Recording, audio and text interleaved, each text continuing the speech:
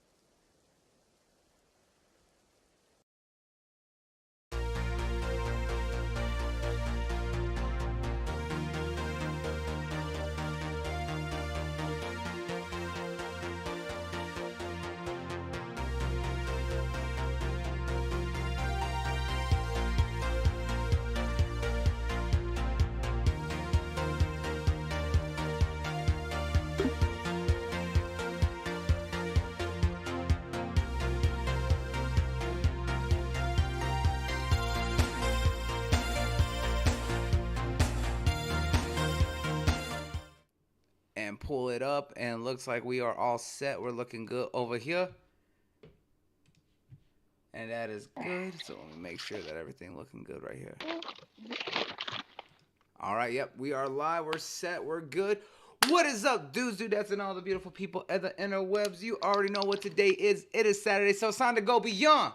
Welcome to the United States of Smash with the Smash Podcast. As always, we appreciate you stopping by and coming hanging out with us. We got a lovely show today because of the fact that we are going to go full-on freeform today because there's no topics except for one. We're going to talk and recap what we liked, what we disliked, what we disrespected, and more than anything, what we love more than anything from the year of 2023. And as always, we got the man himself here. We got our rap lyricist, a.k.a. the Killer Bee of the crew, the Anbu Smokage himself. What is going on with you, Jube? Hey, what's up, everybody? Happy almost New Year. Happy to be here as usual. Yeah, just excited to talk shop with you guys today. It's always a good time to talk shop, man. I was like, this man. I was like, when he's spitting game, I was like, he's just aggressive. But when he's talking, he's just like, hey, what's up, guys? My name's Dave. You're not wrong, though. You're definitely not wrong. And then, of course, I was like, we got a very, very special guest coming all the way over from the team over at TSWS Gaming. I was like, my brother, the one and only man who doesn't need a duo because he holds it himself. I was like, he doesn't need yams because he's got hams. What's going on with you, Ham Solo? Oh my goodness, you are out of your mind. I love it though. I love it. Yeah, I deeply apologize. I meant to be on camera today, but the Steam Deck that I've been using since I've been out of town, doing podcasting and stuff like that, decided to not want to use the camera on the app that we're using. And then once I restarted it, it's like, hey, time for an update. And I'm just like, all right, well, that's not going to work today. So, but I'm happy to be here. Happy to, talk shit on this Smash podcast you got here. It's good to actually be here with, excuse me, getting over a little bit of a cold, but good to be here with Juby as well. Like, first time I think I've been on a panel with him actually, so that's gonna be interesting. So let's go ahead and do the damn thing. And where Lemon at? I know. Where is Lemon? Lemon, if you hear this, if you listen to this, boy, you better get your ass in the show right now. I was like, I've been hitting you up all week, making sure you're good, and you just left me all red. I feel like a side chick right now. Ain't answering. No, but yes, it's so good to have my boy Ham. So I was like, me and him have been talking, and for those who don't know, Ham actually has a show that he calls, was it Behind the Sticks, right? Or Talk Them Sticks? Yeah, it's Behind Them Sticks. I got a few shows on my channel. Yeah. Which I didn't even mention at all. TSWS Gaming is the channel that I co-run. But me and my buddy Logue, every Monday it's me and K Mega. We go back and forth on either my channel or his channel every week. Mm-hmm. But something that's more regular is our Tuesday show, which is me and Loke, and we do a show called, sorry, I was about to cough. Yeah, we do a show called the not the crossover, because that's a Monday, so the lowdown is on Tuesdays. On Thursdays I do Behind Them Sticks, as Bloody was just done talking about, and then on Fridays we do a show called Bullsitting, where it's like a panel of us, and we're just getting back having a good time. You've actually been on that show before. Yes, I have. And I was like, that's what we're going to say here, is that I was actually over on Ham Solos for Behind Them Sticks a while back, and then recently he had me on Bullsitting with them. So it was a very fun time, fun show to do with him and the crew. A lot of wild conversations, but good times. So make sure you go and show the brother some love over there. But I know I was telling you for a while that we were going to get the show back. We've been having it back the past couple months, couple weeks. So I had to get you on here, brother. So it's good to have you coming out, and for a much different conversation than just gaming all the time, right? It's always fun to be able to talk about our love of gaming. But I know a lot of us have a lot of different passions, right? So to get you out here and talk about something a little bit different, I thought it was a fun time here to do. Sure.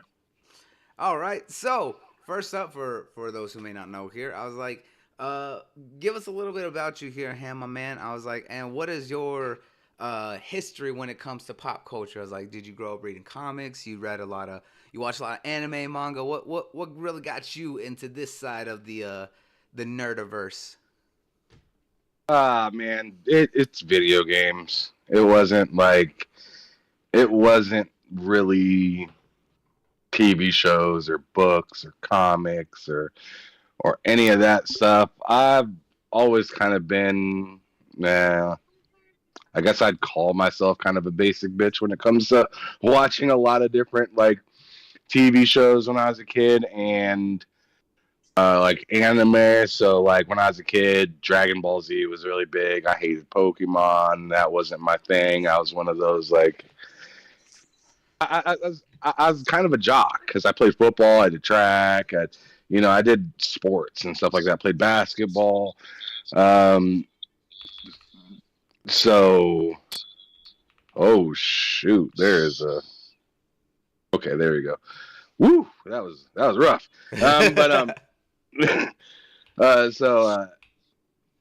So yeah, I was kind of basic when it came to like actually watching shows or like in books.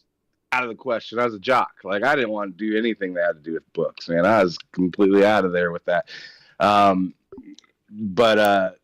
So video games was really big. That's probably what drove me into much other nerdy other stuff as I got older. So when I think about like anime, it's probably because as much as I love to play, I like Dragon Ball Z, like I said earlier, and Dragon Ball and GT. And this is way before Dragon Ball Kai or Super or any of this stuff came out. And when I got a PlayStation, because the main first console that I knew and loved and owned and destroyed was a Sega Genesis, but I ended up having a original PlayStation, and like I said, I was really big into Dragon Ball Z. So like when I'd go to Best Buy, or not Best Buy, but Blockbuster. Ooh. When I go to Blockbuster to rent a video game, like anything that had Dragon Ball Z there, I wanted it. Mm-hmm. But the thing is one of the Dragon Ball Z games, which was called Dragon Ball Z, it was Dragon Ball GT Final Bout. Mm-hmm. Okay. And they had that game for rent there, but it was an import disc. So I could never, so I knew I could go rent it, but I wouldn't be able to play it when I brought it home. So eventually I figured out what I needed to do. I got this like Game Shark thing that came with a memory card and a spring. And you put the spring into where the like disc tray lets you know if it's opened or closed. Yep. So you're pretty much telling the disc tray that it's closed constantly. The top's open. You can see the disc spinning. You put like the Game Shark thing in there, right? Mm-hmm. The disc in, load up, and it tell you the options and whatnot, and then it'd say open disc tray, but the disc would just stop. So I'd just take it out, and then I'd put my actual game, Dragon Ball GT Final Bout or Legends or whatever other import disc in there, and it'd kick on. And it'd work. It'd all be in Japanese, and I didn't understand shit. But it'd work, and the game was awesome. And I mean, one of them's like it is a 3D fighter in the sense of like Virtua Fighter, except Dragon Ball Z moves, right? Yeah. But Legends was much more than that. Legends was like, all right, I'm kind of flying around. It was kind of like a really like open level, but very kind of combat oriented. It's not really going. It's not open world, but it was like at that time period, it was like as open world as it gets. Yeah, I get you. Because I'm able to fly all around the screen, able to hover over the ground, fight. I'm shooting Frieza up at the top left of the screen, and then I fly up above him and then shoot down at him. And I was just like, dude, this is amazing. So you ask about like the nerdy part of me and where that came out is it was me going through things like that to play Dragon Ball Z. That's what like pulled the nerd out of me was like, dude, I literally went out of my way to get a spring, a disc, and a memory card that will work in here to be able to play this import game that I ended up getting from gamers for like $30 or $40, and then got a couple more imports, and now I'm into that, and I'm seeing other things in other games like Yu Yu Hakusho, and I'm seeing it on Toonami, and then like I'm putting things together, right, and starting to become more of like a nerd cultured person, like really enjoying the stuff that's out there, but also enjoying kind of like the technical and weird side of just like making things work. Max Payne on the PC was a big deal for me. Also, Flight Simulator.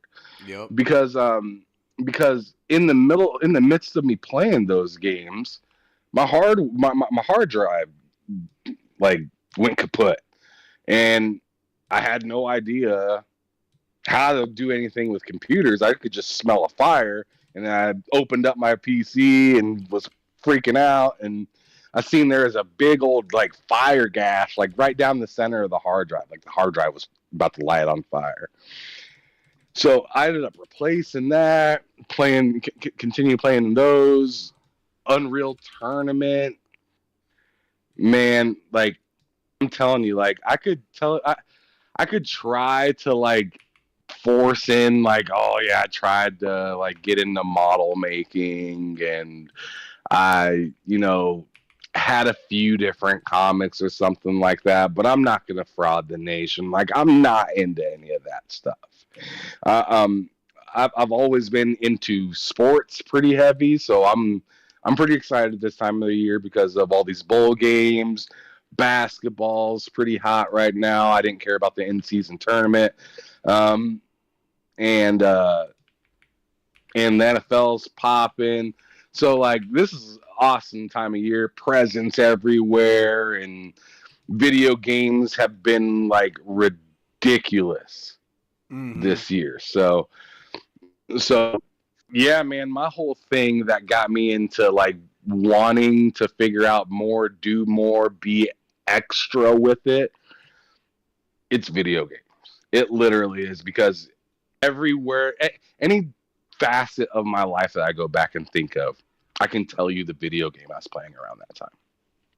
Hey, sometimes that's what it be. I was like, sometimes it's always just that one thing that really just kind of kicks it all off. It doesn't always have to be. I was like, for me, I was like, I'm right there with you. Video games was absolutely my start, but I was like, I also grew up watching all sorts of old TV shows. You think for our generation, we were at the start of anime at that time. Yu Yu Hakusho, like you mentioned, Dragon Ball Z, Trigun, Big O, all the classics, right? Big I was like, oh my goodness, I forgot about that show. That the dude with the suit on, and that man was pretty much Bruce Wayne with an oversized mech. oh, that's the only way to describe Big O is Batman if he had a giant mech suit. That's facts. That show was crazy. Oh, dude, it was absolutely crazy. I was when like, you get to the end and when you realize what's going on. Exactly. I was like, that show was trippy back in the day. So it's just like, my favorite show during that time period was probably Trigun. Oh, absolutely. Okay. I was like, Trigun. Trigun's dope. Yeah, I was like, you talk about the space westerns. I was like, there's three that always comes to mind: is Trigun, Cowboy Bebop, and then Cowboy Bebop, Space Dandy. Those are the big three when you talk about Space Dandy. Yeah, I was like, those are the big three if you look back in the day. for space westerns. Although some people say Outlaw Star too, but you know, Oh yes, I gotta rep Outlaw Star, man. Yep. Oh, Outlaw it's Star. such a good show. it is a good show. I'm not gonna deny that. I was like, but when you talk about the big three space westerns back in the day, it's always either Trigun and Cowboy Bebop are always like the two given that are always. But for some people, say Outlaw Star, the others will say Space Dandy. So it's one of those things. It goes to show where we come from. We come from that era. I was like, we had a lot of greatness back then.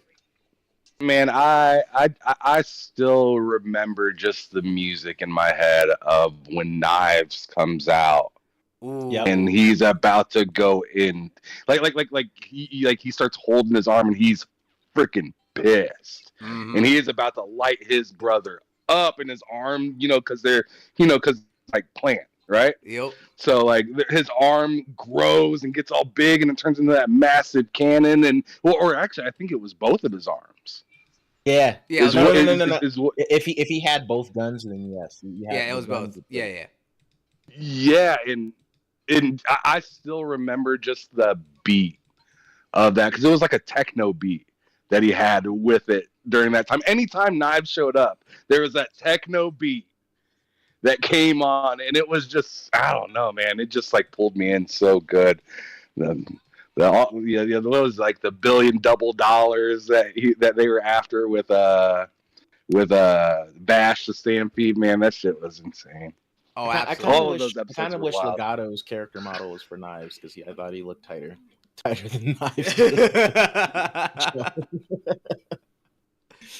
But yeah, I was like, so that's also the show where you kind of got into pop culture, coming in from even from just the gaming side, just seeing where everything else kind of moved from is always a great sign to kind of show your history and all that good stuff. So You know what I think is a big piece?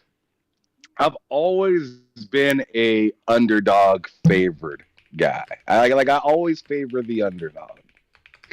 So like nerds in school, when other jocks would make fun of them, I'd be kicking it with them. Right? Yeah. People with disabilities in school, I would help them. Football teams and stuff like that traditionally suck, I would root for them. Mm-hmm. So whenever there's like an underdog thing, I always find it more interesting to watch the underdogs come up than to cheer on the easy the easy W. So like my brother, like for instance, my brother's a Lakers fan, right? Yep.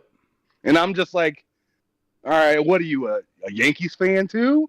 Like to me, it's just like, are you just going for whoever wins at the end of the day?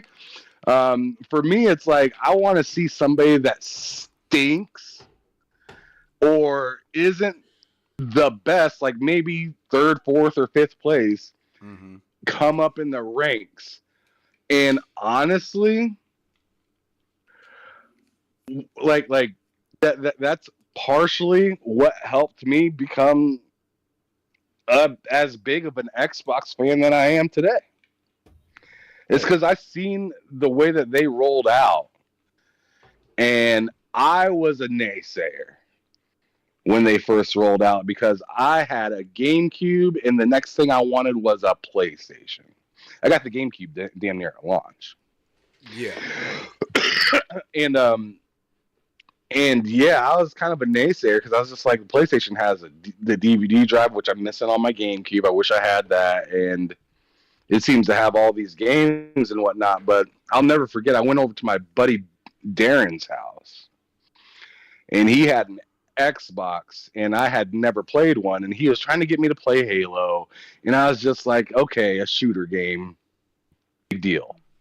Like, whatever. Like, and I was playing it, and I wasn't used to both, like, playing with both sticks, right? Because remember, shooters back in those days, it was just one stick. One stick. Yep. Yeah, so I wasn't used to playing with two different sticks for a little while. So I was telling him, I was like, dude, I don't really care about this game. I mean, it's really pretty, it's really cool, but like, I feel like there's a whole learning curve, and I'm just getting my ass kicked. And I'm not used to it yet, to where it's fun right from the start for me. Mm. So we turned on a game called Conflict Desert Storm. Ah. And yes, that game was also on the PlayStation 2. So like when he showed me that, I shrugged my shoulders. Mm. I was just like, that's cool. We're playing. But then he goes into the options. Goes over to audio. And he turned on the Tupac Better Days album. Woo. When he turned on the Tupac Better Days album, I looked around the room like I was lost. I was like, what just happened? And he was like, I burned several CDs on here, and this is that new Tupac right here. I mean, he's dead, but like this is the you know, like he had Better Days and Resurrection. Yeah, the unreleased albums. Right, the unreleased albums, exactly. And those were new, like in like early 2000. Those were brand new, like 2001, 2002. And I was just blown away. I was like, no way! Like I can hear my gun. I can hear the call outs between Bradley and Jones and all the people of the crew with the Desert Storm or the Conflict games and whatnot, Foley and shit like that. I can hear them talking while I'm hearing while I'm hearing the music. I was just blown away, man. I felt like I was, you know, Will Smith in the middle of the desert. Kicking Right it on to your the- own soundtrack. Yeah, like what was that movie? It was Independence Day or something like that, where he's Yeah. walking in the middle of the sand and whatnot, Yep. with the parachute over his shoulder and shit like that. Yeah, like it felt hot. Yeah, like I was like, this is unbelievable, because back at my house with the GameCube, the old PlayStation 1 that I used to have, the Dreamcast that I was using, all those old systems, I was plugging in the yellow, the white, And the red. and then the red from my stereo. Classics. And yeah, so like I would have an audio in to play music onto the TV and then broadcast it out from the VCR, because you know the audio out Yep. from the TV or VCR back into my sound system. So then I could hear the game on my left and hear the music on my right.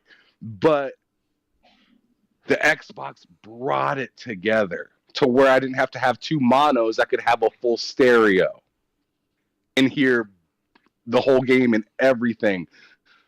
So about a week later, I had an Xbox. And I was done. I was done with Nintendo and PlayStation all the way up until the Switch and the PS5. That's how bad Xbox got me from 2002. Woo, he said he was down. them- 2001 or 2002. Them, Oh, them yeah, I custom felt soundtracks it. hit different, brother. Yes, yes, they do. When you're an audiophile and a music head, like when you see that kind of stuff pop off, it's game over. It's game over. You literally have a computer that plays like that hooks up to your TV console, whatever you want to call it, but there's a ripper on the interior. Man, I had thousands on thousands of songs on there, and I was still able to save my games and stuff like that. And it just, I remember that hard drive felt bottomless when I was young. It did. I remember playing GT Rally and just throwing on some like Nate Dogg and shit, running laps. I mean, Talk about it. I'd like, score a what a touchdown. time! What a time! I'd score a touchdown in 2K, and fire man would turn on, and the replay would be showing, and like, and at the very beginning of my games, watching my crew run out on the field, it'd be like hustling, and I was like, oh shit, like this is it. Like the original Xbox was a goddamn demon. And then just getting ready for school, like not even playing any game, just turning it on, having my playlist ready. I'm brushing my teeth, getting my clothes together, everything. And I got them old school tall speakers with like the double subwoofer in it and whatnot. Like, bro, like that Xbox made pretty much made me throw out my disc changer. Yep. He's like, playing like Midnight Club or something. Yep. Talk about it. Man, sitting there throwing on some big timers. You know what I mean? Just something like. I was telling people, it just hit different, yo. It did. It does. I was telling people like, yo, get an Xbox instead of a disc changer and put every CD that you have, put on there, and then you can preserve your shit. And then just hit shuffle and just let it go. Just go from there. You don't need to do anything else. Just hit that. Just hit it and just go. I tell you, man, it's one of those things. It was definitely different. It really changed how you approach things. And you think that they continued it with the 360 being able to play your music in the background and everything else. Oh, the 360 was even worse because then it brought video. So then you could plug a terabyte into it. And yes, at that point I had like easily like 100 times the music that I had on the original Xbox by the time I got a 360, because we went from bullshit like Morpheus, LimeWire, BearShare, and all that garbage to torrents at that time. So we were getting whole albums instead of song by song. Yep. Right? So I ended up having a terabyte, the old school terabytes that you had to, plug into the wall, and then, you'd use that bullshit like micro USB to plug in, and then plug the actual USB into your Xbox 360. And that whole media center with the video and the audio was hot. I was watching all the Sopranos that I had, and then, oh crap, I don't, need to get ready for work, turn on some music and just let that shit ride. It had the whole background with the light thing going on and shit. Like, man, that was so hot back in the day. Talk about it. I was like, I completely agree. I was like, once they introduced torrenting and a lot of that, it was just it was a much different feel, right? I was like, everything. It was a different era. I still went out and bought CDs though. Like, I think I really we all. With you, I go grab that. I remember sitting outside of Target for like I did it twice. I did it for 2 Tyler the Creator albums and then an ASAP Rocky album. I was just like, yeah, like I stopped having like a CD player in my car, and I was still out there copping CD. I'm like, I don't have shit that I can play this on, but you know what I mean. But I still wanna cop it. Yep. And the fact that we can't burn our music and shit now, like Xbox needs to bring that back. Like come on, B. Like some of us need that.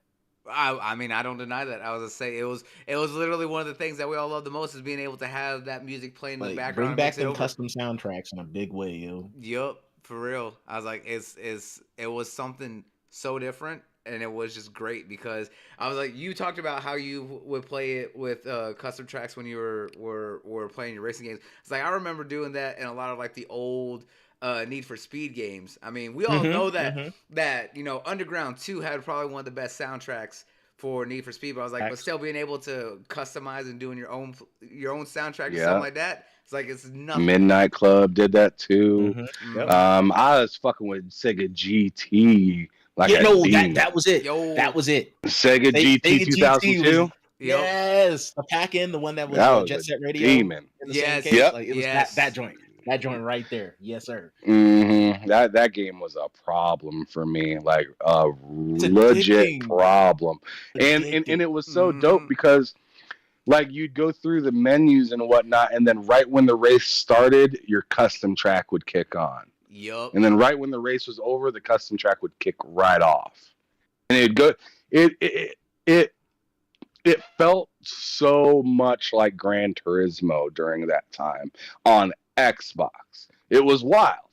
It really was, because my favorite racer prior to that because I was a racer guy, so all the Need for Speeds and stuff like that. But like as for simulation type racing, I was really big into GT2.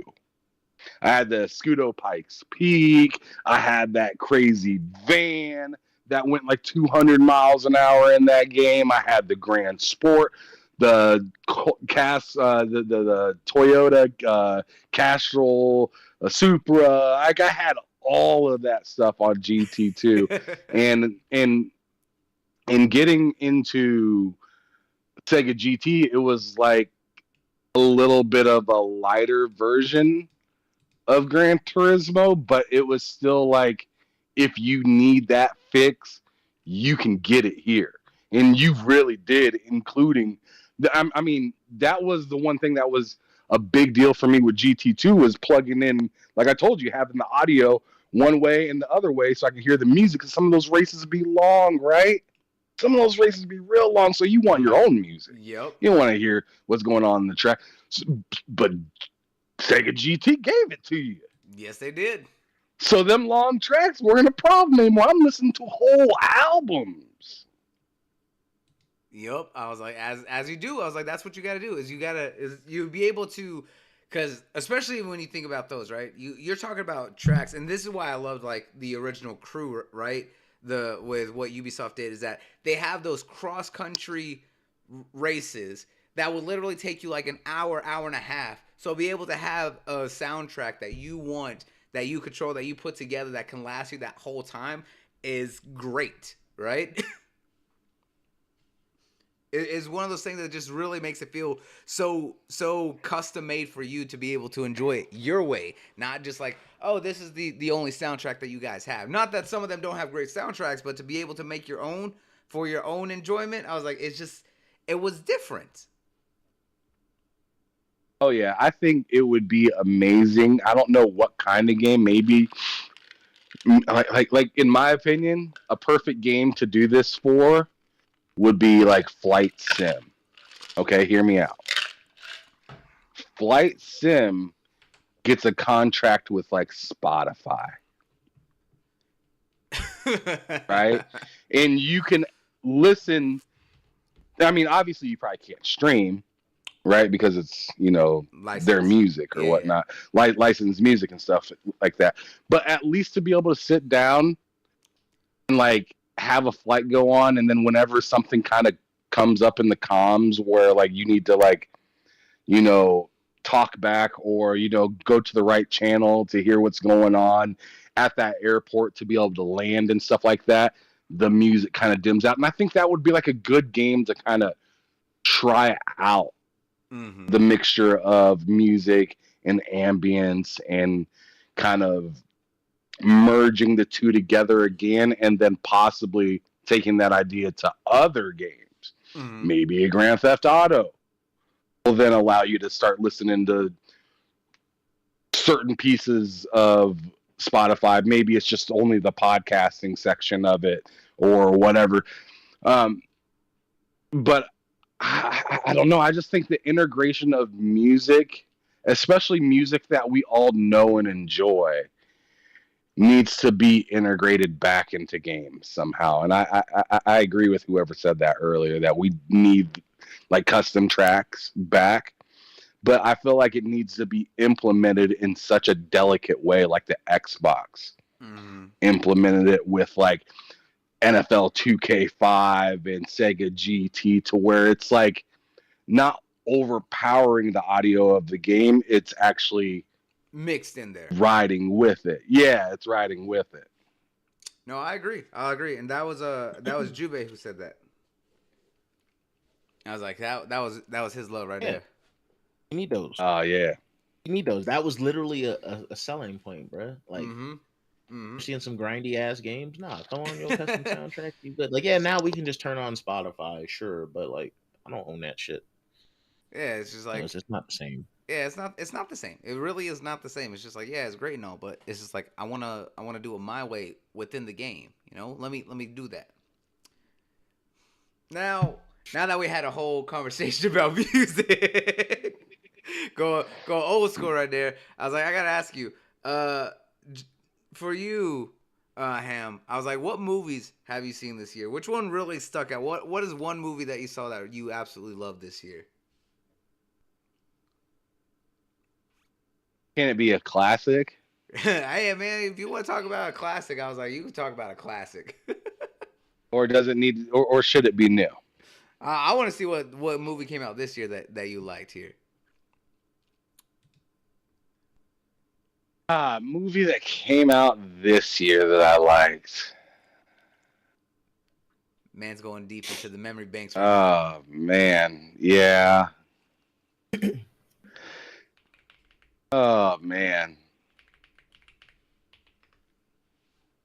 I'm bad at this because I love watching classic stuff, but I told you I'm gonna sound extra basic because I work backwards mostly, and I go like to old stuff, and then like if that is somehow relevant to something that's happening new, then I'll watch the new version of it last. But like, this is gonna sound boring as hell. Mario. I thought the new Mario movie was amazing, actually. Hey, there ain't nothing wrong with that. I was say, you know what? We watched that during Thanksgiving, and we all fell in love with it. I loved it not just for me, but for what it kind of did for me as well. And what I mean by that is I'm trying to get my daughter more and more into video games and stuff like that. As we do. So seeing that movie and how much she loves it, and then she wants to play it, like that was like a dad moment right there. Like where it's like, yes, I gotcha. She was already kind of into video games before that movie, but that movie like stapled it on just a little bit tighter than it was before. So like now she not only does she want to play the game, but she also wants to watch the movie like nonstop. I swear she's watched the movie at least 12 times now, at least. So that game, or not that game, that well, it is a game, but that movie probably meant the most to me this year, just because it really kind of tied my family into gaming more. My wife actually got more into the Mario 64 again. I mean, she's already played the crap out of that game before we got together, but watching her play it, I was like, oh, you a gamer. Because she was running through those levels, bro. And I was just like, you had to have played that to know that does that. Yeah. You know what I'm saying? It's one of those like you know. Right. I'm looking over here just like, oh, I ain't did that level. like, all right, I see you. I got you. And you're just like, you holding out on me, aren't you? Oh, she is. She actually got more time in Halo Infinite than I do. I have like 16 days in Halo Infinite. Oh, but she has like, but she has like 28. Oh, damn. I know. She's a Halo. She a Halo stan. Yeah, I can see that. She was not holding back. I'll tell you what.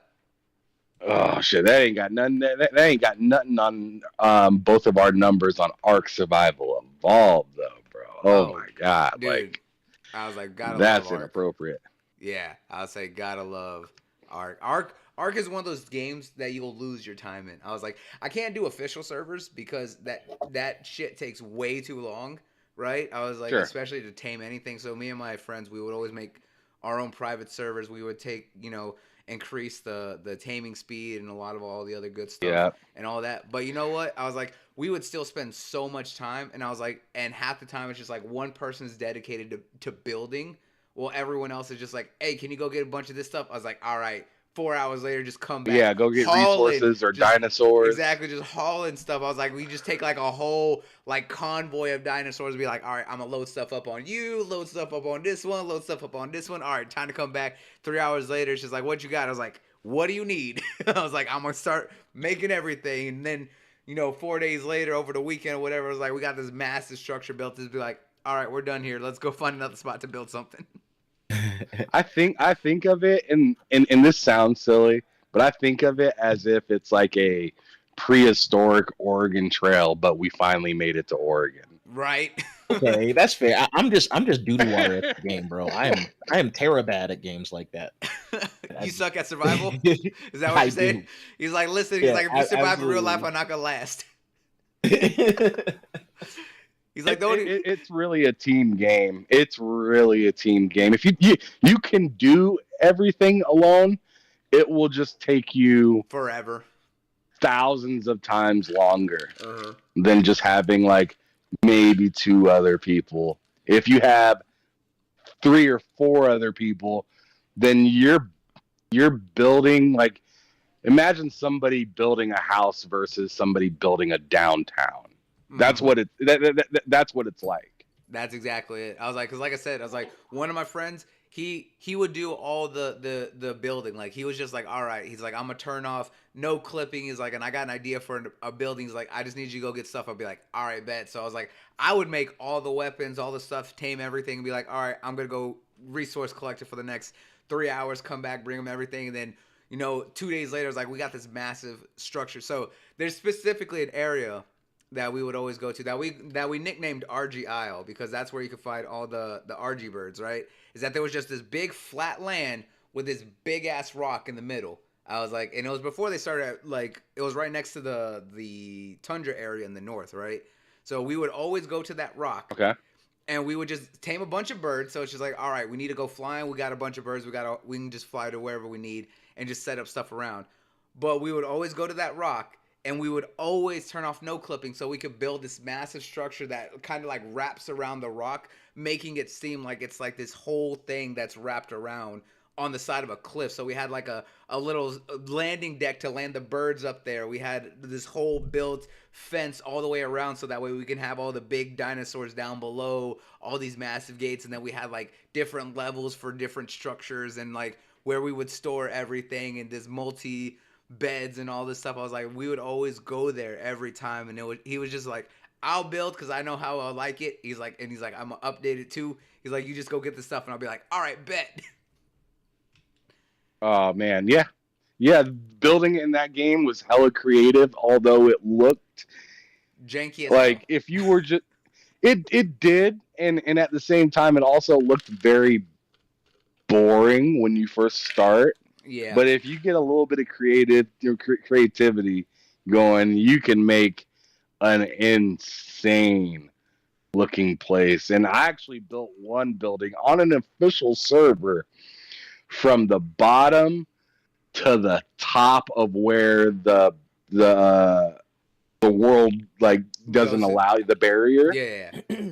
on an official server, and it was a massive like box. It looked like a trade tower kind of thing. I actually named it, and this was before he even got in office, because the game was in preview during that time. Yeah. I named it Trump Tower, right? And we'd always jump off of it and parachute off of it. It was almost like the Abu Dhabi Tower, where people would like jump off and like I forget what that's called. It's crazy because I was an indoor skydiving instructor. So, but Look at this man. He's like, I'm gonna take y'all skydiving. but yeah. We used to jump off of that thing all the time. But the reason that I remember it so well is because of all the hate that I got from people on that server, because it went from the bottom to the top. So anytime people would try to fly in near my base, it would usually kick them out of the game because it was taking up a ton of resources to load it in. Yep. And back, if you remember playing it on Game Preview at all before it was officially launched, that game was broken. Oh God. That game was severely broken. It was ass, dude. It was so bad. It was not optimized. So imagine how mad you'd be as a random person on an official server. So this is your stuff, like that you worked days to get. You'd fly over near my base and your game would crash. And back when the game would crash back then, it didn't tell you where you died. It didn't tell you where you left your bird. It actually, when you logged back in the game, it kicked you off of your bird immediately. You just be falling out of the sky once you log back into the game. Yup. I got a lot of hate messages for my base. Yep, I can imagine it. And then the worst thing is that if you lose your bird all the way up there, it's just stuck up there until it eventually runs out of stamina and then just falls to its death. Oh yeah. Like that's the worst part because you have to like try and then get another animal to get up there and try and whistle to get it to follow you. But if you're not careful, then that one gets stuck because of the resources not loading in correctly. So you just be losing animal after animal trying to get the rest until they just either run out of stamina and die, or you can eventually get them far enough away. Yeah, if you didn't see on the coordinates when you die, because you know when you die it shows the map and it shows the coordinates of where you died exactly. Yep. If you didn't read and look at those specific coordinates where you died, you would never find your shit again. Nope. I was like, I've seen that happen plenty of times before. I already know. Oh man, to be fair, that's great. I was like, but it's perfectly. I feel bad, but it's also hilarious. I was like, but you were not wrong about when that game first came out. They were horrible. And even still, even after all these years, it was like on the official servers, it was like Ark still ran not great. Yeah, it was still jank. It was a lot more helpful in the sense of like when something bad happens, Mm-hmm. I can actually, mitigate compared to before where it was like, well, don't get close. Time to tame a new bird, Right. Time to tame a new, or time to make a whole new set of guns or something, because I lost everything and Mm-hmm. I only.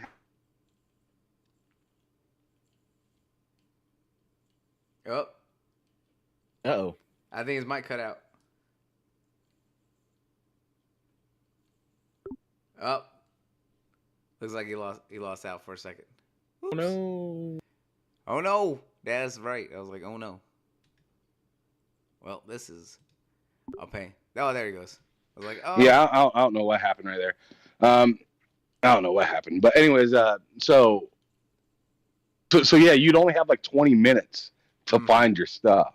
Yep. Before once that time expires, like everything that you had in your backpack is gone. Yep. And if you were too far away, and keep in mind when you're flying your pterodons and stuff like that on an official server, it's like fly, rest, fly, rest, Yep. fly, rest. So you get. So you try to be getting across the map. It'd take you 10, 15 minutes just to get over there. Yep. Right.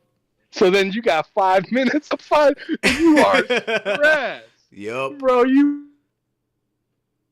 I was like, so it's one of those things that you really pushing it, especially with the little Petries, and I was like, those terror birds could not go long whatsoever. I was like, so you be constantly moving and having to stop. So, oh man, I feel bad for. Oh no, we lost Sam again. There he is. Huh? Yeah. Oh my goodness. Oh man, What's happening? I have no idea. Why is your signal dropping? I was like, man, that's awful. This is why you don't use that $5 Wi-Fi, people. Nah, this is why you don't use your parents' Wi-Fi. Like I said, don't use that $5 Wi-Fi. I was like, if it's your parents, it's definitely $5 because you know why? It's a good deal. They don't need, Exactly. They don't need that high fancy stuff. That's a fact. Oh man, but that's great. I was like, so it's one of those things that, like you said, I was like being able to see a movie based on a game that a lot of us grew up with, and getting your family into it really is a wonderful thing to kind of have, especially as you're trying to slowly move your daughter and brainwash her into the love and the good stuff. Be like, yes, Right. yes, you like games. Tell your mom. Absolutely. Yeah, absolutely. But my movie of the year and my actual movie of the year is probably, and this is wild and kind of weird too, but RoboCop 2. Oh, okay. Nothing wrong with that. Nothing wrong with that at all. Hmm. Jube, my boy. Killer. What is one of your favorite films that came out this year? What was a film that This year? Yeah, this year. I'm weird. I watch weird shit. Ain't nothing wrong with that. We Um, all watch this shit. it's a tie between Shin Kamen Rider and Godzilla minus one.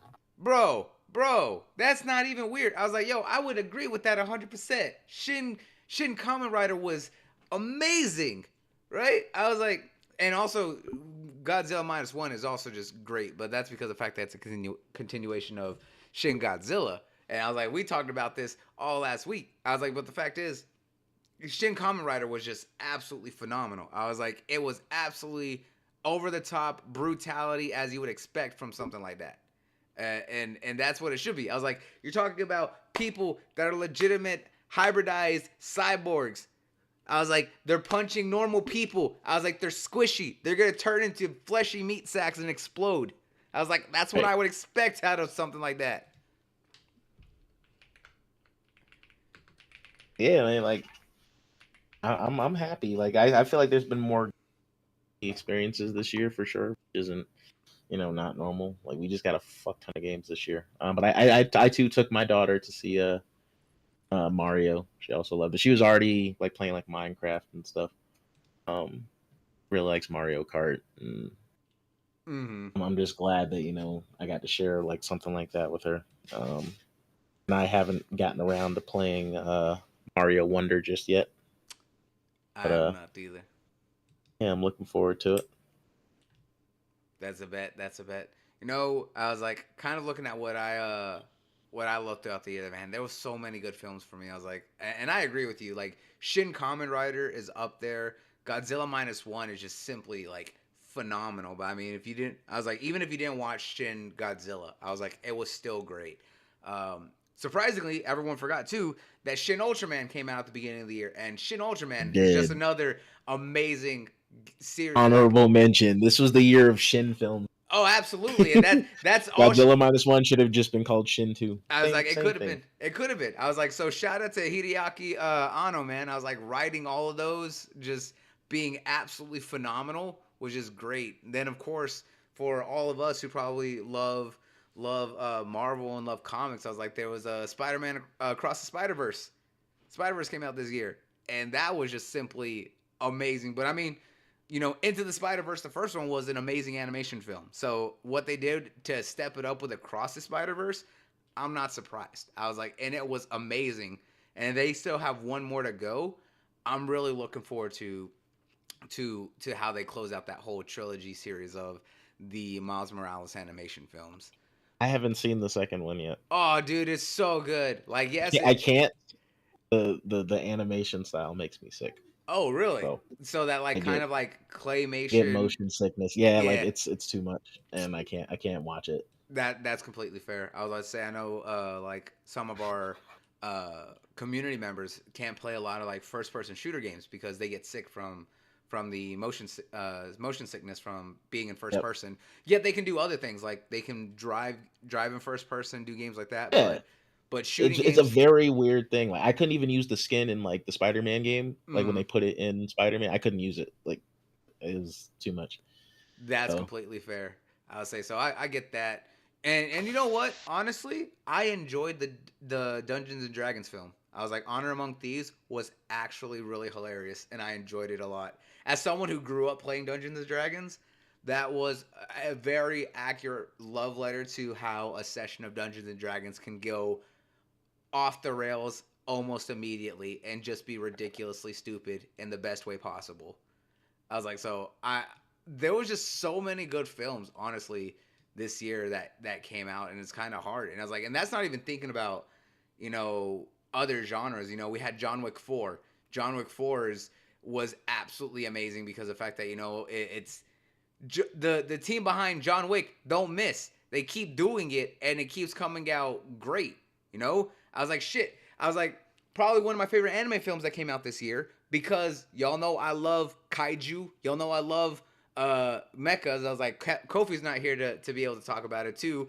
But Studio Trigger came out with their Gridman Universe films, and I was like, and if you haven't seen SS Gridman or SSS Dianazon, I was like, you need to go see that because if you love Godzilla or anything kaiju and you grew up with a love of Gundam or anything like that, they made probably one of the best mecha series that are also very kaiju focused in such a long time. And the fact that they've grown it into a whole universe, because Trigger doesn't always do second seasons of a lot of their shows because everything is self-contained.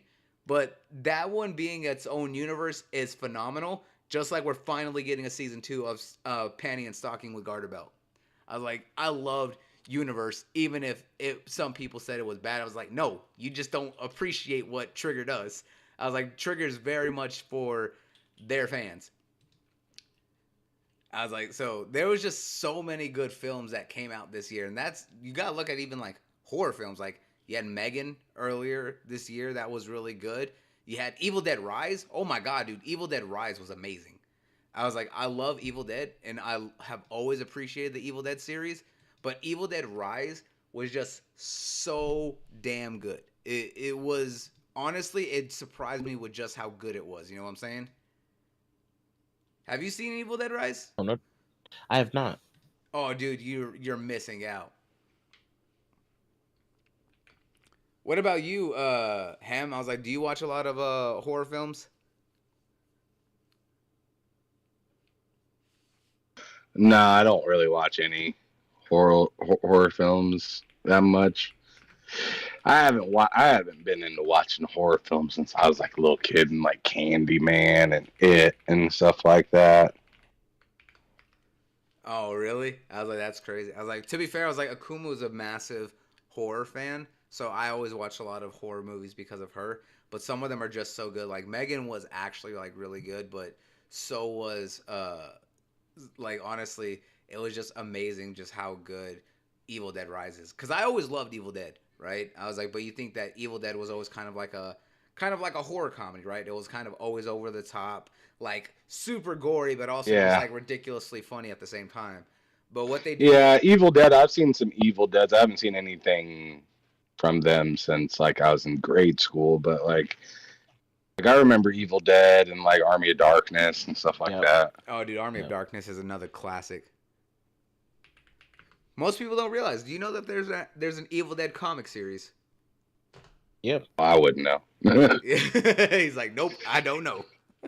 But yeah, dude, I was like, the Evil Dead comic series is amazing. And what's funny is they actually tie into a lot of the old films and kind of do stuff for the lore. So if you know like the ending of Army of Darkness when he comes back and stuff like that, but you know how there's the alternate ending where Ash wakes up and he slept too long and it's like the end of the world. Well, it turns out that that's the real ending. But the fact is that the ending where he comes back is actually the fact that was evil Ash.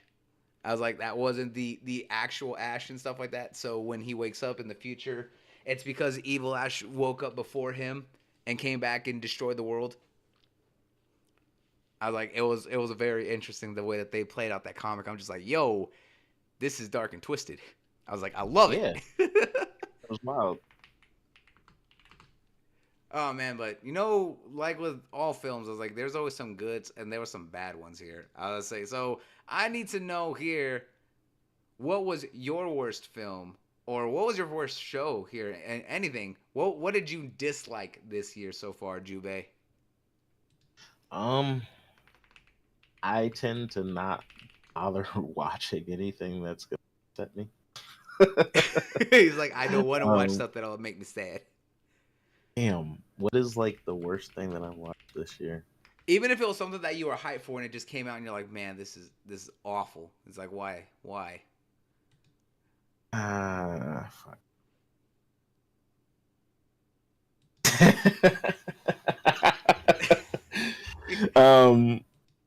You know what? I'm gonna honestly say Ant-Man. I just did not like that movie. Dude.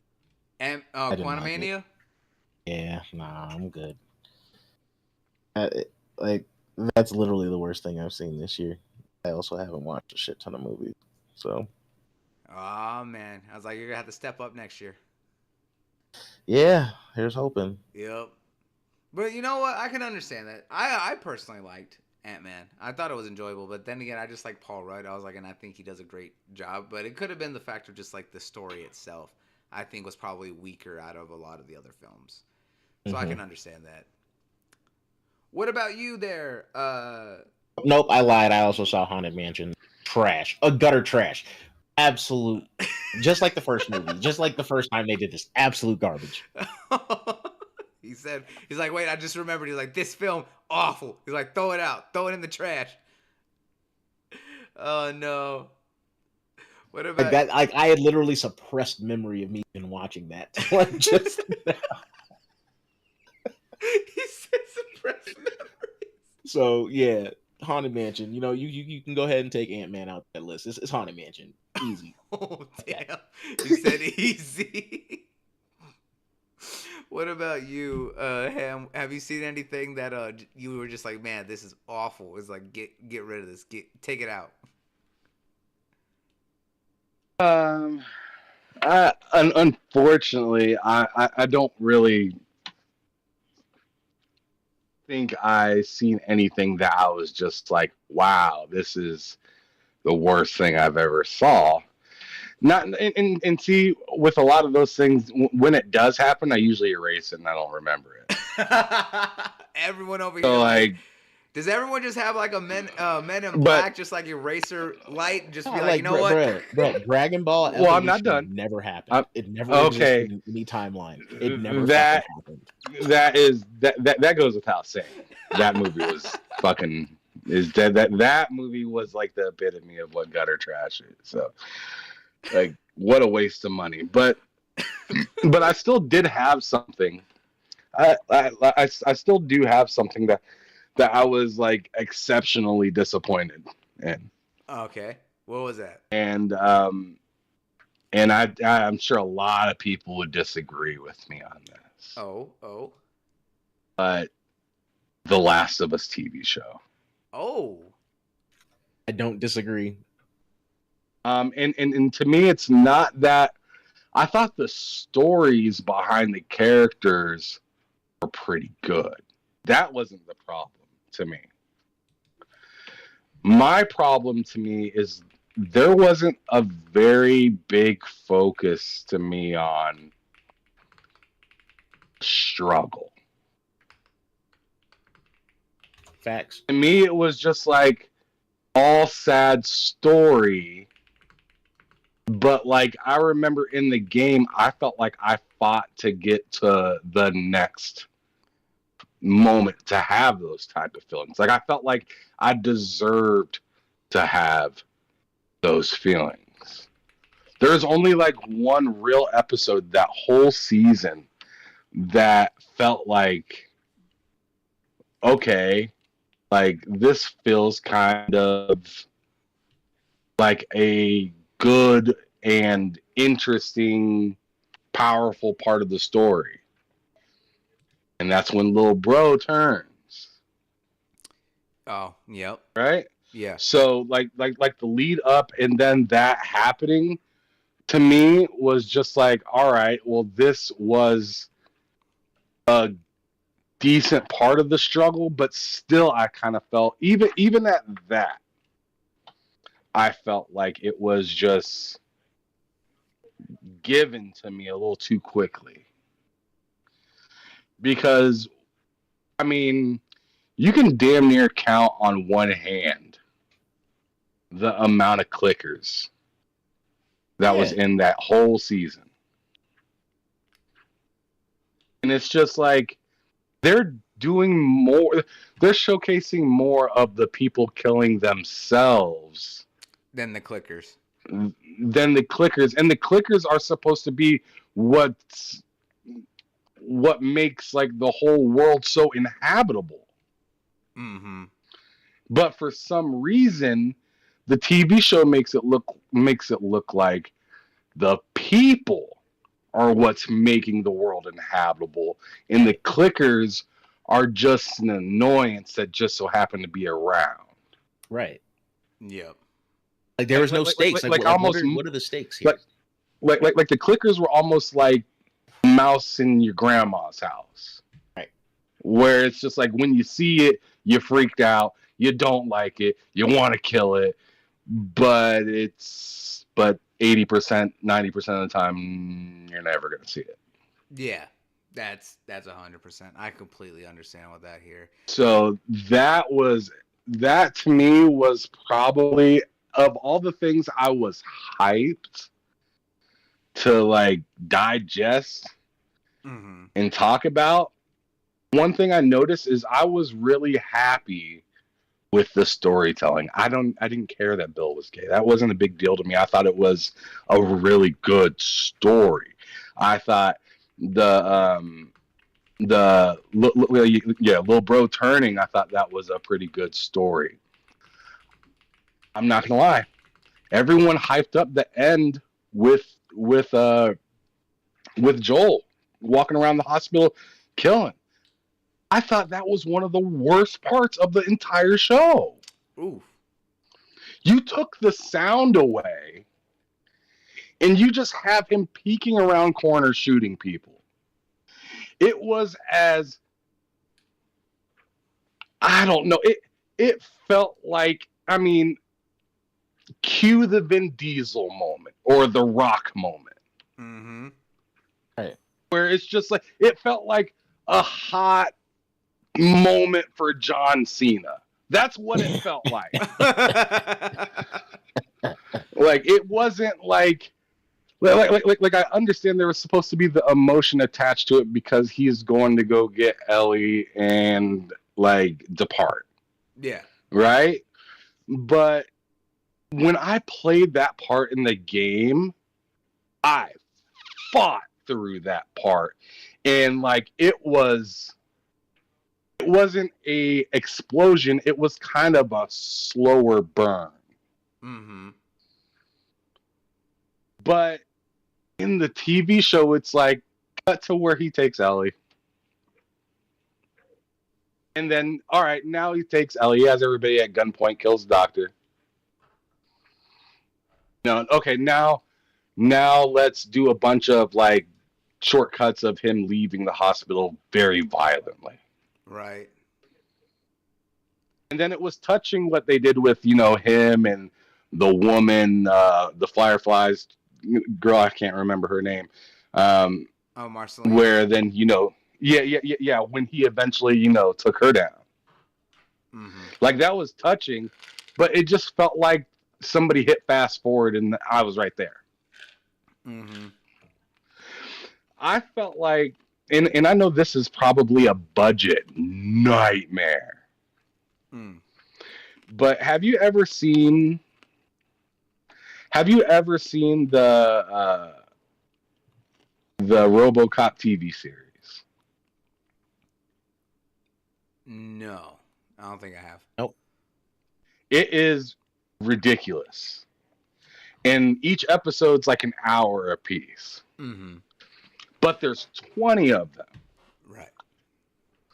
I felt like you should have doubled the amount of episodes of this show and focus more on the travel, the fight, the getting through the mud, swimming, coming up from the other side, of a truck, sneaking into something. Like I wanted them to focus more on like it'd be cool if they have, all the episode where they do all the talking and, you get the backstory. How about like an ambient episode of them just getting through building a building to sewer, getting through Pittsburgh, getting through Kansas City. They made those places feel like small cities. I just Those cities are massive. Yeah, just jump through it, right? Yeah, those cities. Kansas City is ridiculously huge. Mm-hmm. And they made it seem like all they needed to do is figure out getting through a couple blocks. And I was just like, there was so much more that was just left on the table just for just to be able to spit lines so people get that this goes with this dialogue piece of the game. This is in this part of the game. It felt like every episode wasn't really a ride with Ellie, but more of like a short story or a journal entry. Mm-hmm. No, I totally get where So you're yeah. coming from. Man, that's a. He's like, man, talk about coming in hot. I was like, he had fire to spit on all of that. It really did. I know. I was like, he was And not. I like, agree though. I know. It's factual. No, I'm not saying that it's not. I was like, it was just. He was just like, he was not holding back, and that's what I want. I was like, if it's trash, call it what it is. Call it. That's all I say. And I'll tell you what. I was like, there's a few things that came out this year that absolutely had me kind of upset with everything. But probably the most notable was the most notable for me. I don't know why that keeps happening. I have no idea. I was like, it's that Wi-Fi, man. That's what we're gonna go on. And that's what we're gonna stick to. It's the Wi-Fi. Probably my biggest disappointment of a film I watched this year, and this is coming from someone who's a diehard fan, right? I was like, and I was already skeptical because I was like, we already know how we feel about live actions of adaptations, right? I wanted the Knights of the Zodiac film to be good, but I knew in my heart that it was going to be bad, and I was going to set myself up for disappointment. And my God, was it not great? Because I don't think that there can ever be a great adaptation of Saint Seiya. No matter how much I want it to be, I don't think that they can do it. I was surprised with how great the One Piece live action did, right? That was a true testament to paying attention to detail, wanting to fully showcase the way that everything works properly. But Saint Seiya is so massive. You're talking universal scale, right? There's no way to really do it. I was like, I enjoyed the CGI, anime that's on Netflix, right? I was like, some people may not like it. I thought it was a very unique take on it. But a live action, I was just like, I wanted it to be good. But I knew I was setting myself up for heartache for it. And it was so bad. It made me mad that I was just like, I can't believe I spent almost $20 on this damn ticket for this. I was like, when I knew it wasn't going to live up to what I wanted. I was like, I wanted to spit on it so bad. And I was like, Sony, you are disrespectful right now with what you did to these characters and what you're doing with this film. I was like, why did you even think that this was okay to release in any form? I was like, this is just bad. It was so awful, man. And no matter how much I want Saint Seiya to get the shine that it deserves, no one respects, the Knights of the Zodiac. And I was like, and anytime there's been an adaptation or another take on it, I'm just like, this isn't going to be good. But I was like, I love Saint Seiya so much. And when I watch it, I'm just like, no, why? Does everything not understand what makes Saint Seiya Saint Seiya? You know what I'm saying? It was just one of those things that's just like, when you know that it's doing it for a cash grab and it's just going to get the people who are like super fans of it, and you know that they don't want to do it, but they're at the same time they do it because of the fact that they're fans, only to have that like disgusting regret after. That's how I felt after watching that film. I was like, I knew it was going to be bad, but I had a hope that it wouldn't be, but it was. And then afterwards I just felt dirty from spending money on that film. That's how much that I hated going to see that film. And it was just it was so bad, man. Have either of y'all seen Saint Seiya or ever watched the original anime? Oh, absolutely. I love Knights of the Zodiac, bro. Absolutely. Shit. What about shit? Nope. What about you, Ham? Nope. Nope.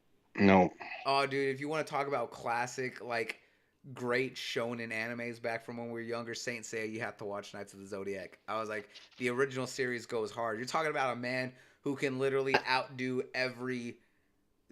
Literally, Saint Seiya is so powerful. I was like, he can literally outdo pretty much any anime character out there, except for the one that could literally rewrite reality that everyone always talks about. Because this man would be like, color doesn't exist, you don't exist, everything that you think you know doesn't belong anymore. It's like, I'm gonna change reality as I'm talking. I was like, that dude is just stupid broken. But talking about on a power on a universal scale, Knights of the Zodiac is he's another. he's up there with Seiya's up there with Sailor Moon, bro. Yup. Oh yeah, Talking, dude. Oh shit. we're talking universal power scale, bro. Like, yeah, this is wild. Yeah, absolutely. I was Um, like, he's yeah. literally. There was literally a breakdown of one of his abilities is that he with a single power up and an attack that he did, he was able to destroy multiverses at one time before it was all recreated with his next attack. When he basically created another Big Bang, but for the multiverse. That's wild. Yeah, see, it's crazy concept. Yeah, I was like, but the And fight. what's also great and what sucks. It's because it's also like a Sentai trope. It You is know a what I mean? Sentai. Like, It is absolutely a it's Sentai trope. absolutely a Sentai, and it's kind of. I'm not saying it's hard to mess those up because there's been some shitty Sentai out there, but There have. like, the whole team dynamic thing where everybody ends up with a favorite kind of shit. Like, that's not hard to do. And we're not seeing it. We definitely didn't see it with that movie. Yeah, and when you talk about Sentai, I was like, that's why Kamen Rider is so popular. That's why Ultraman Exactly. is so popular. It's like why the There's Power ways to Rangers. do it.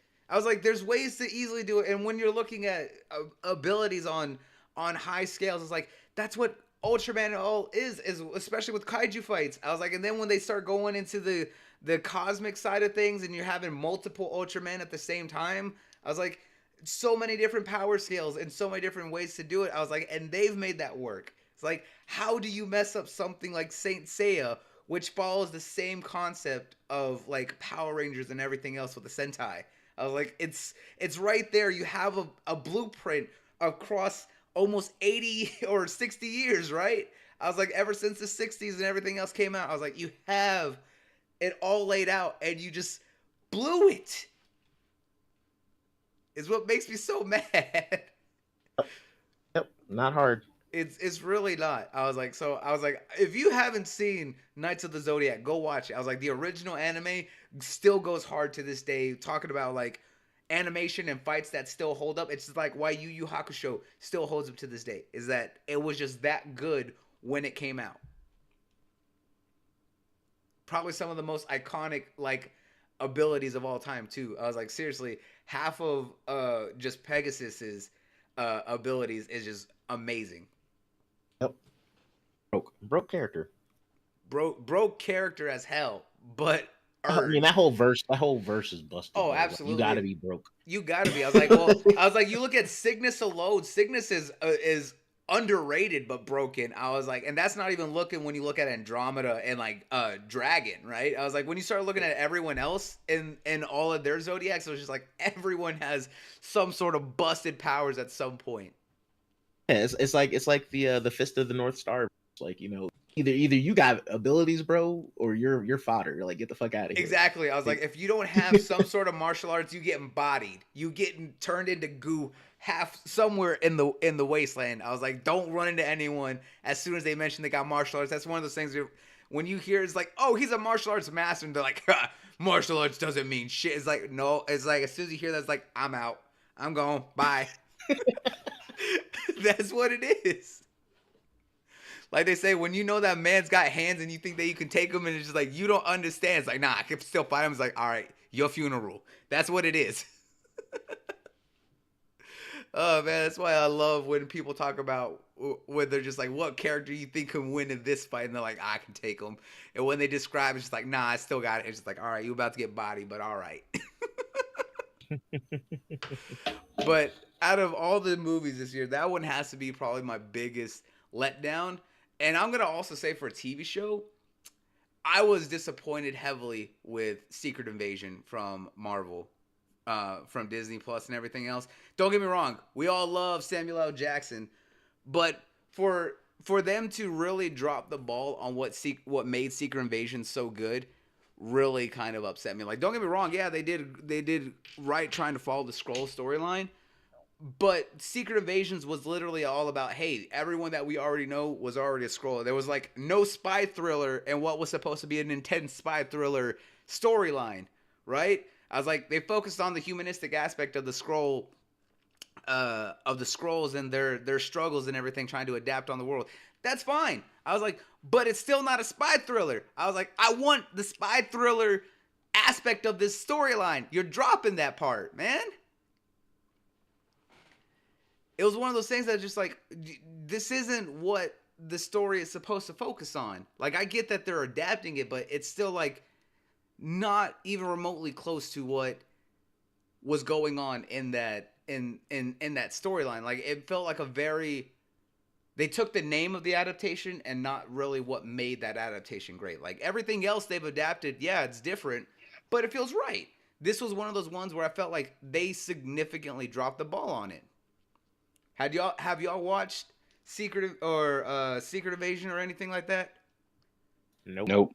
And he's like, I have. He's like, can't say I have. He's like, you know what? You're saving yourself the times on it. they both dodged a bullet on that one. Okay, I'm fair with it. I'm like, Yup. I was like 100%. As I say. But you know what? Speaking of things that were actually good though, that was a surprise.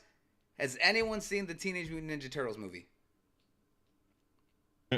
not new. Dude, if you haven't seen Mutant Mayhem, you need to go see it. I was like, that film is absolutely amazing. It's well done. I don't care that it was aimed, even though it was obviously for the new generation of Teenage Mutant fans.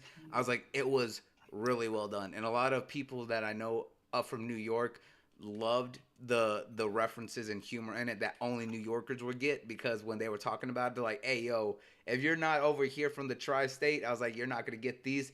But they're like, this is really like pure perfection on how we would do a lot of things. They loved it, and I'm just like, you know what, if they give the seal of approval, I'm with it. So like, the fact that Nickelodeon's animation studios have coming out swinging have been amazing to see. And I was like, and I'm all for it. Which is crazy because Nickelodeon's been tanking. Right? I was like, that's one of those things that's just like, how is it that y'all get these successful hits, but everything else you do be in the trash? It's one of those things that shocks you when you think about it, but at the same time, you're like, you know what? I'll allow it.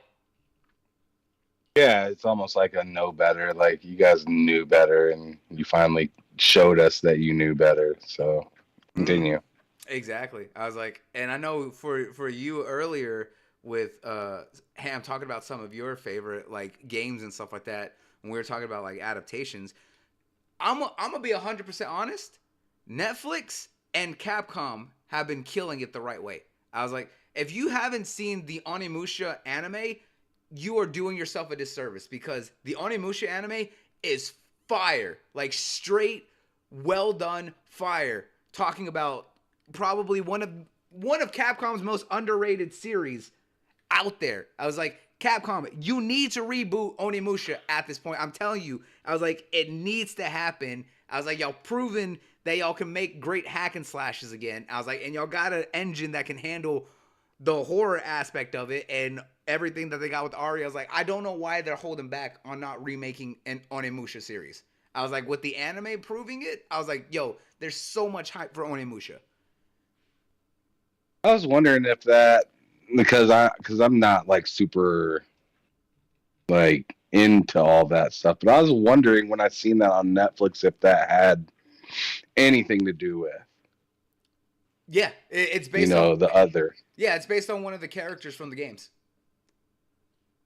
That's what because I watched the first episode of it. If I'm thinking of the right show, where he just like beats the hell out of like 20 guys around him for like a few rounds and then is given the gift. Is that right? Yeah. Yeah. Okay. So yeah, that show was hot. Exactly. And I've only watched the first like episode and a half because I like to do dumb things when I'm supposed to be going to bed. As we all do. So like I'll start a new whole show and watch like the first 3 episodes, fall asleep, and then I get back to it in like a week or two or something like that because then I go back to the shows that I'm supposed to be watching when I go to bed. Because I have certain shows that I like a show like The Office. Like I've seen it a million times. I put that on whenever I go to bed because it's like ambient noise, right? And I know every piece of the show, so it's like I can roll over it and I don't need to see the screen to hear it and be able to visualize it, right? Yeah.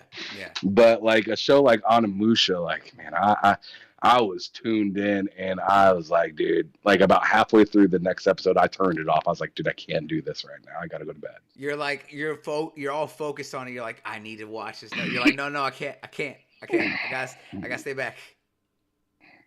No. Yeah, old boy was not happy to be riding with him. I'll tell you that much. Nope. I was like, Onimusha is just amazing, and that just proved there's still so much love for this franchise.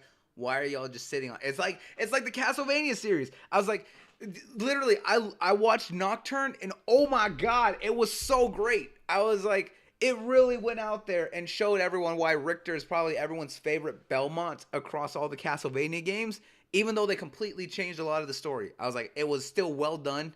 I was like, it was great. And it's just like, Konami, you're sitting on probably one of your hottest properties.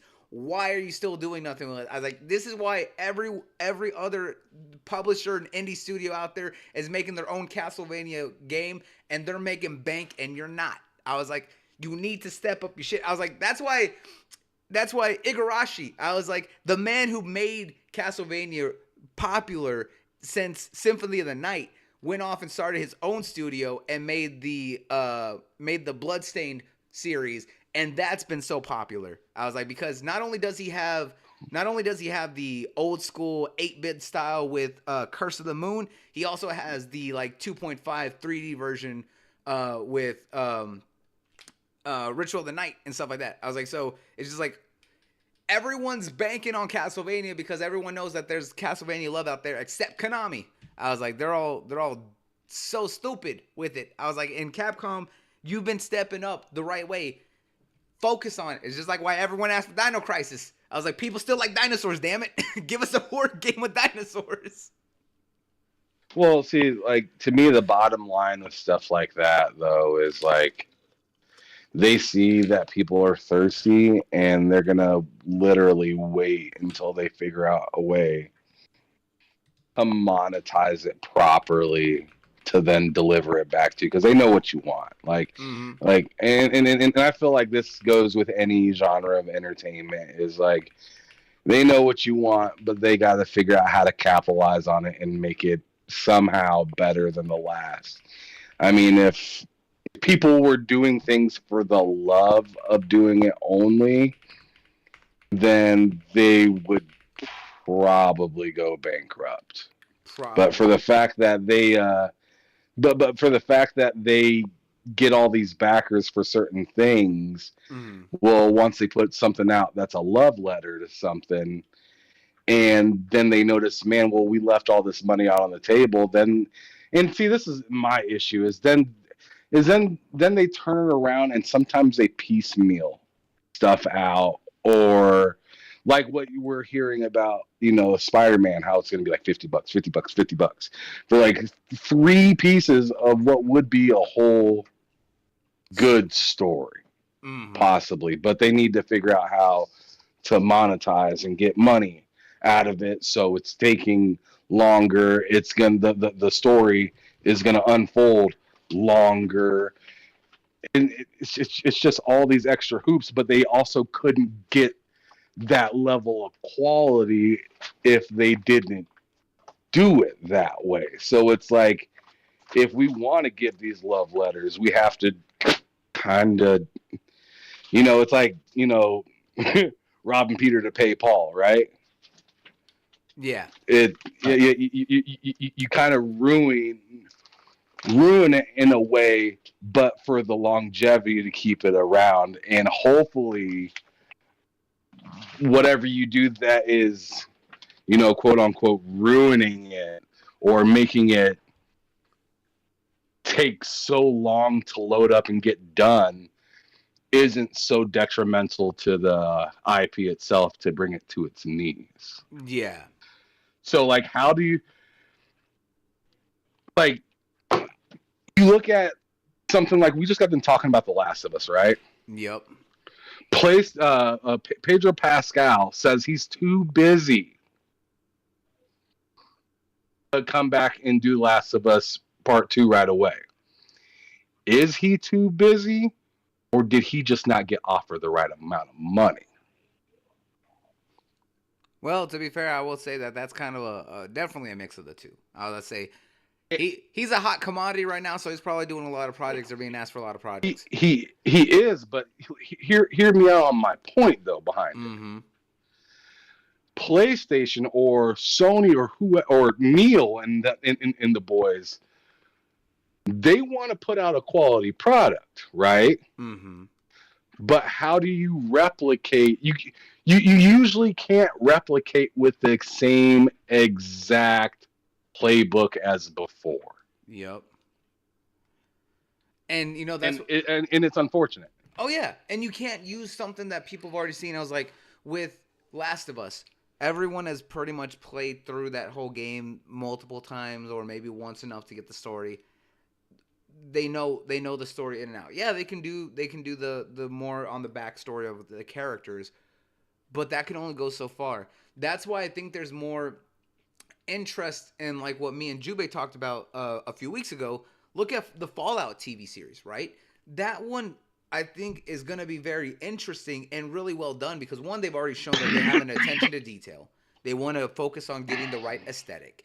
And the thing is that Fallout is so big that they're paying attention on creating the world and telling its own unique story within that universe, which gives them more freedom, but more ability to be able to do it right without trying to do a one-to-one replication like what Last of Us did.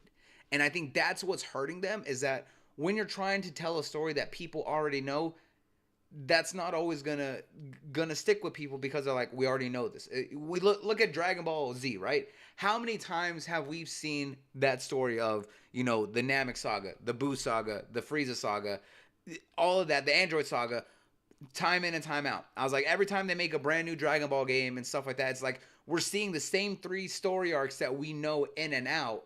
And after some point, you're like, I don't need to know this. I was like, we've lived it over 25 years, right? I was like, we know it in and out. When you do something that's unique within that universe, though, then you start to get a little bit more interest in it, and which I think is that I personally think that's why. Well, Last of Us may have been great for people who haven't seen it or haven't played the games and stuff like that, because obviously the people who are talking about it were the people who never, who don't play video games, right? But I think that's why you look at Fallout and that there's a lot more interest, because of the fact that it's going to be something unique and different from everything people who played it and haven't played it know, because they're focusing on the aesthetic, the universe, and telling its own story within that world. This may counter some of what you're saying, but this is an opinion that I have that, not a lot of people will probably love or agree with, but it just kind of is the way I kind of think of it. Mm-hmm. I feel like some of these things hit like fads because they almost start out too high budget. Yeah. So when they're too high budget, how do you replicate something when you've given literally everything that was possible for the last one? Like, how do you do that, repeatedly?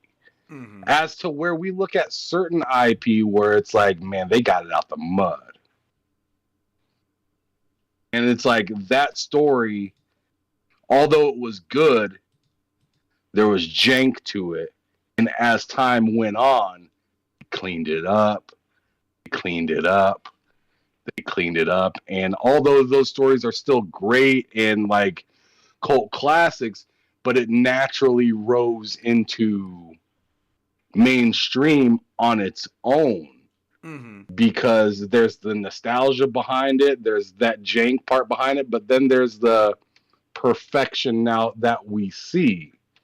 There's some things like, I don't know, The Last of Us. I'd even throw maybe Halo in there. Mm-hmm. Where they're just such a fascinating IP that you go balls to the wall on it. And then it's kind of like, cool, but A, how did you get there? Because it's not making sense to a lot of the community. Or B, like, how are you going to make this even more interesting than it's already planned out to be? Especially when it's an IP that's already done or already seemingly made. How are you going to make it more? Like, I mean, Last of Us isn't anywhere near as bad as like the Dragon Ball Z Evolution movie. It's not. No. It's not that bad at all. It's actually really good. But the thing is like, you spent all this high dollar on like these specific scenes when maybe, I mean, kill the messenger if you wish, but maybe a person like me and many others would have been happy with a little bit of jank, but you fighting like 50 clickers or something like that. And it's maybe not a crazy, zillion-dollar TV show, but it's actually feels a little bit more like homemade. Yeah. To where it's like, the IP is already this huge, but now we're bringing it back down to like a homemade thing. So like, if you really love it, you'll love it. And then we'll build off of that and make it into like, kind of like they're in the gutter. And so is our kind of way of kind of filming and stuff like that. But as, they progress, they get better, they get a, actual place to live and stuff like that. Then like, the production gets better and stuff like that. Like build with it instead of trying to build above it. I can see. That's my opinion. It might be crazy though. No, I can see where you're coming from. It's just like you want it to kind of feel more authentic and not try to be over lavish from the jump, right? And I think that's with anything is that, and I get where you're coming from. You want it to be kind of, I'm gonna say like grungy and dirty because of the fact that especially when you look at The Last of Us, that's what it is. I was like you said that, and when you look at the series, the show was focusing more on the humanistic element and not so much the survival on what you would expect. Like the human element is a part of it, but it's all about surviving in this world of clickers and danger that happens in between the conflicts of the remaining humans,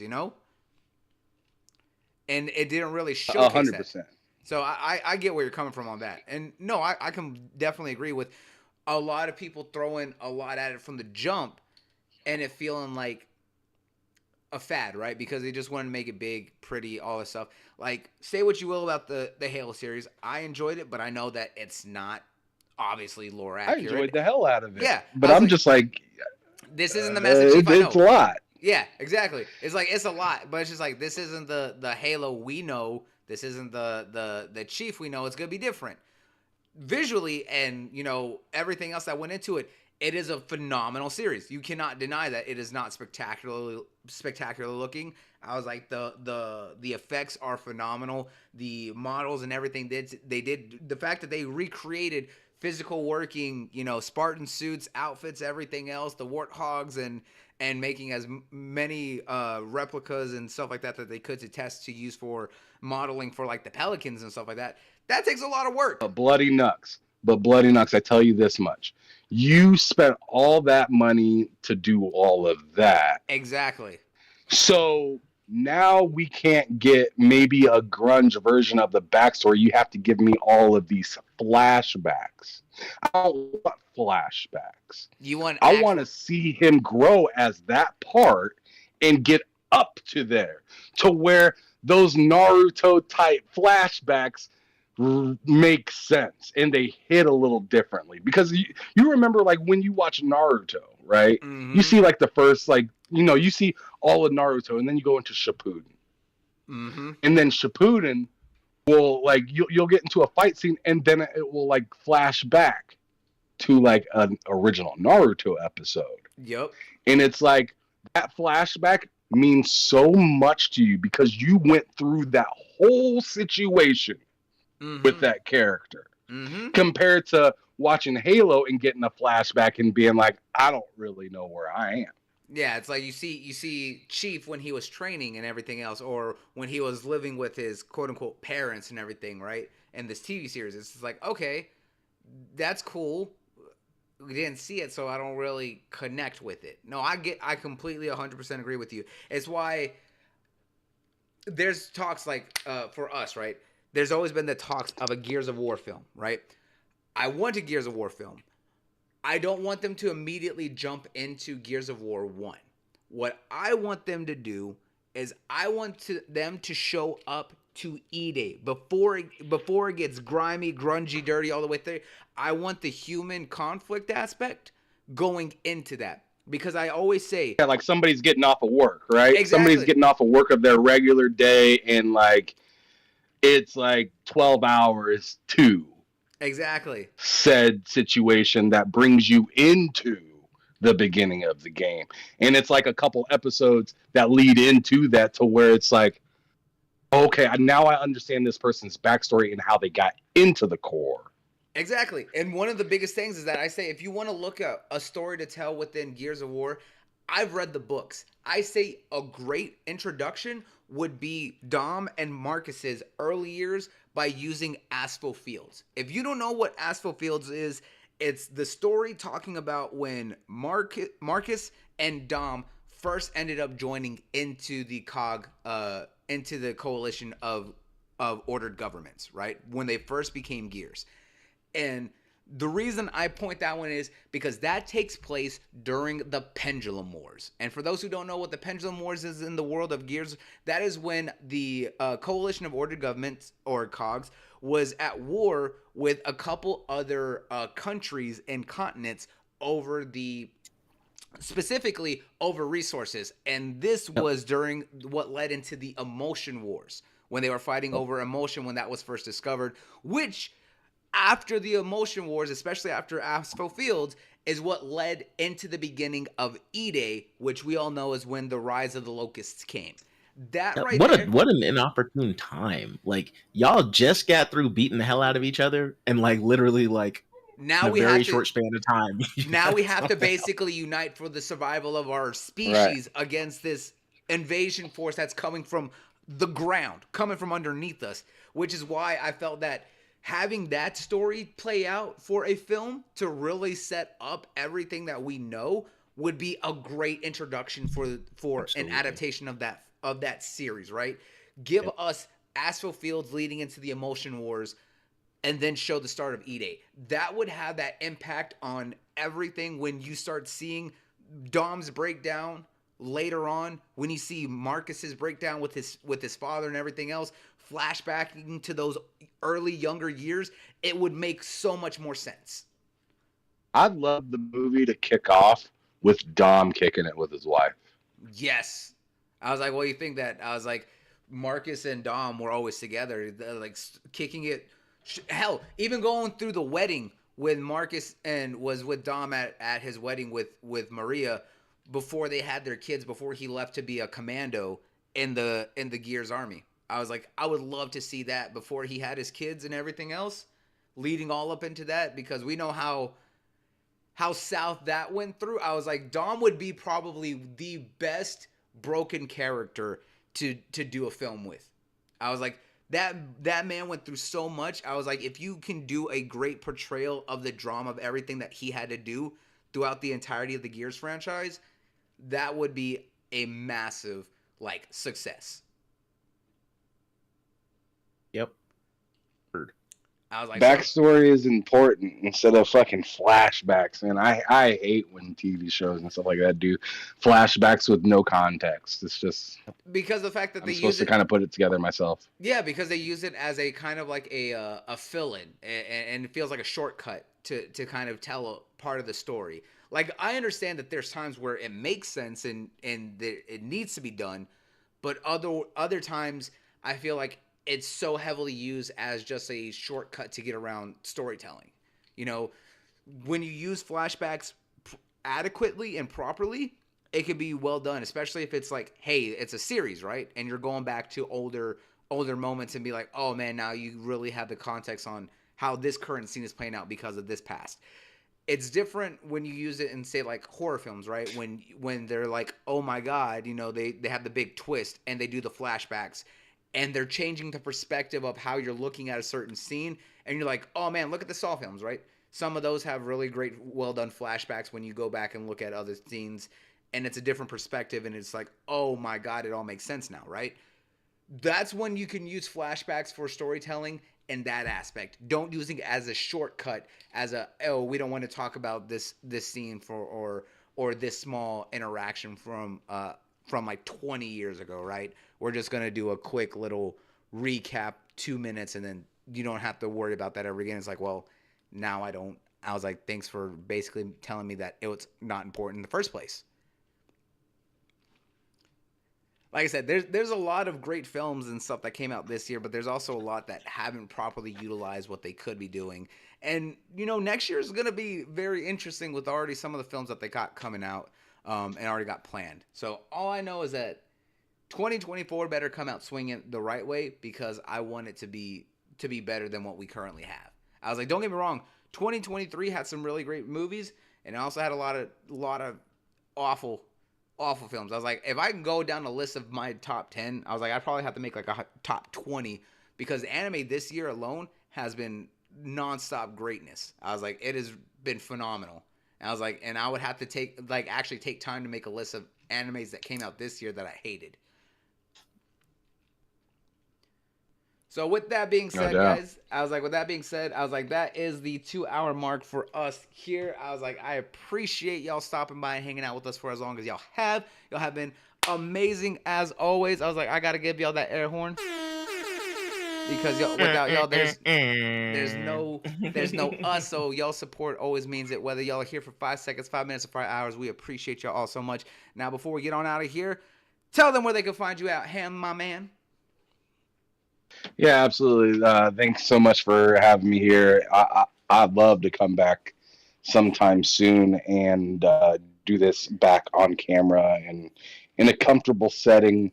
I've been to about 3 different rooms trying to get this to work without messing up or anything, and I ended up having to pretty much come to the router itself. So I don't have to do that when I go home. So I'm excited to go home, and hopefully you guys have me back on here at some point soon, so I can give you everything that I got instead of whatever this is right now.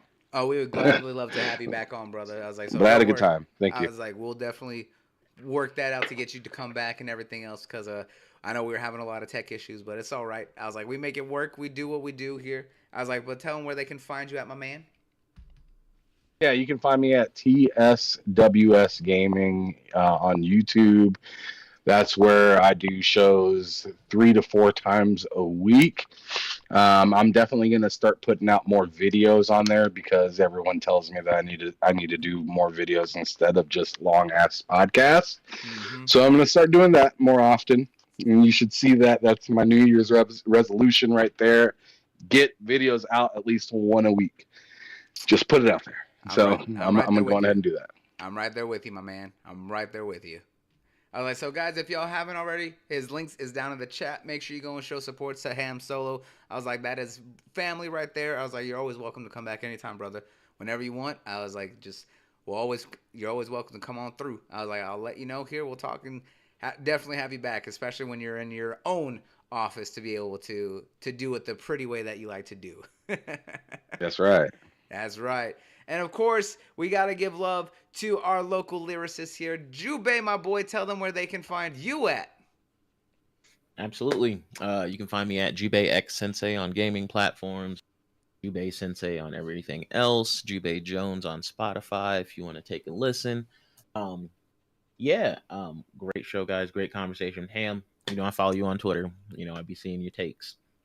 And they're wild sometimes. Majority of the time, though, when they're wild. So I appreciate you coming through and chit-chatting with us today. I hope we can do it again when you're back at home base, because it's gonna be a dope show. Definitely. Oh yeah. I was like, so of course, make sure y'all also go and follow him on all his platforms. You can find his link down below. I'll also link to his Spotify playlist, so that way you can go and show support to him and all his music that he does. So thank you as always, Jubei, for coming on through. And of course, you already know I am your boisterous host with the most, Bloody Nux. You can find me on all my links down below. You can find me at Bloody Nux, KNUX, on all platforms.